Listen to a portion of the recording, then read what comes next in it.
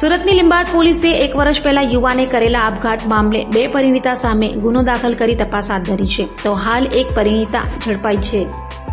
લીંબાદ વિસ્તારમાં રહેતા યુવાને 1 વર્ષ અગાઉ કરેલા આપઘાત મામલે 2 પરિણીતા સામે પોલીસે તપાસ બાદ ગુનો દાખલ કર્યો છે. 1 પરિણીતા ઝડપાઈ હોય જ્યારે બીજી પરિણીતા ગર્ભવતી હોય પોલીસના હાથવેતમાં છે.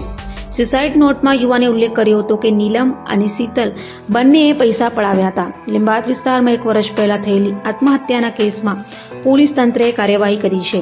પર્વત ગામ ગોકુલનગર સોસાયટીમાં રહેતા અમરકાંત જયસ્વાલના આપઘાત બાદ તેના ઘરમાંથી મળેલી સુસાઇડ નોટના આધારે પોલીસે 2 પરિણીતાઓ સામે આત્મહત્યાની દુષ્પ્રેરણાનો ગુનો નોંધ્યો હતો.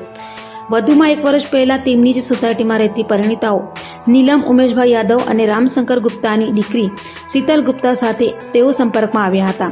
બંનેએ ભેગા મળી અમરકાંત સાથે મિત્રતા કેળવી અને પછી તેને પ્રેમજાળમાં ફસાવ્યો હતો. આગળ જે બંનેએ મળીને અમરકાંતને ધમકી આપી અવારનવાર રૂપિયા પડાવવાનું શરૂ કર્યું હતું.